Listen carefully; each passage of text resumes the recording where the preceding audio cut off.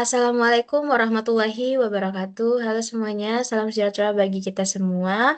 Perkenalkan saya Dewi Sahrina Yuliani dengan NIM 2023 sebagai moderator pada kesempatan kali ini. Saya dan rekan-rekan dengan tim sekalian akan memaparkan laporan User Acceptance Test atau UAT pada aplikasi Skydeliver. Nah, adapun pendahuluan dan tujuan dari UAT.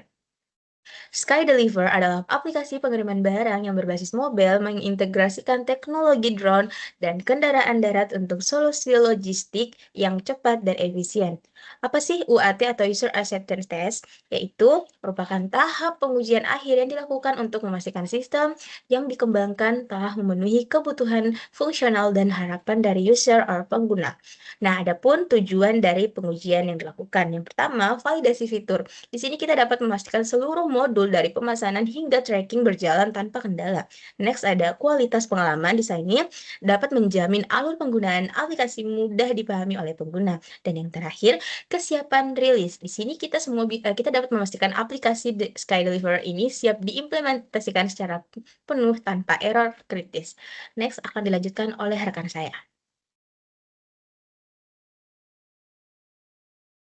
Selanjutnya ada skenario 1, yaitu splash screen dan kategori. Model splash screen itu ada tampilan awal untuk memastikan aplikasi terbuka dengan menampilkan logo serta tombol navigasi, order now, dan dismiss. Kemudian yang kedua ada navigasi utama, berupa tombol order now diarahkan untuk masuk ke halaman kategori produk, sedangkan dismiss untuk masuk ke halaman utama. Kemudian ada model kategori produk, yaitu kelengkapan data. Sistem harus menampilkan kategori produk yang tersedia, yaitu vegetables, food, electronics, dan documents. Kemudian ada modul pencarian produk, yaitu akurasi pencarian. Untuk pengujian dilakukan dengan memasukkan kata kunci, contohnya sayur, untuk memastikan sistem menampilkan produk yang relevan secara akurat.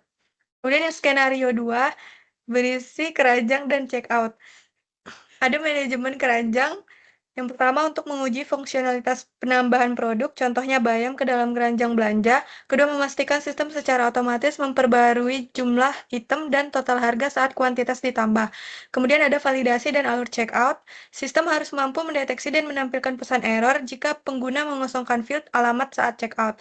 Kedua, memastikan alur berlanjut ke pemilihan metode pengiriman. Hanya jika data alamat valid dan lengkap telah diisi. Kemudian ada fitur simpan alamat, yaitu pengujian fitur penyimpanan alamat seperti alamat rumah ke dalam daftar favorit untuk mempercepat proses transaksi berikutnya. Kemudian ada skenario 3, yaitu metode pengiriman dan pembayaran.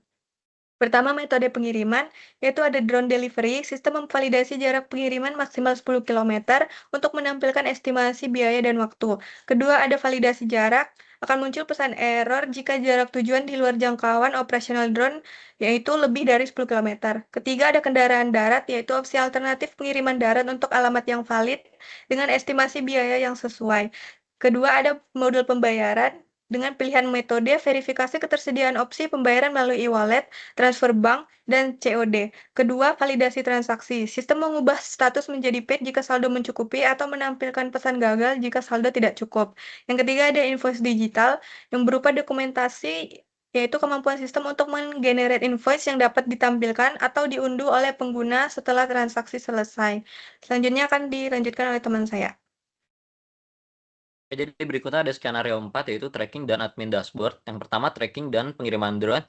Jadi yang pertama ada peta interaktif, yaitu memastikan sistem dapat menampilkan peta pelacakan secara visual dan interaktif bagi pengguna. Lalu ada pembaruan real time, di mana pengujian akurasi pembaruan posisi drone yang diperbarui secara otomatis setiap 5 detik. Kemudian ada sistem notifikasi, yaitu validasi kemunculan notifikasi otomatis saat status pengiriman berubah mulai dari take off hingga delivered. Kemudian berikutnya ada admin dashboard, yaitu yang pertama kendali akses, yaitu memastikan keamanan login admin agar dapat masuk ke dalam sistem monitoring.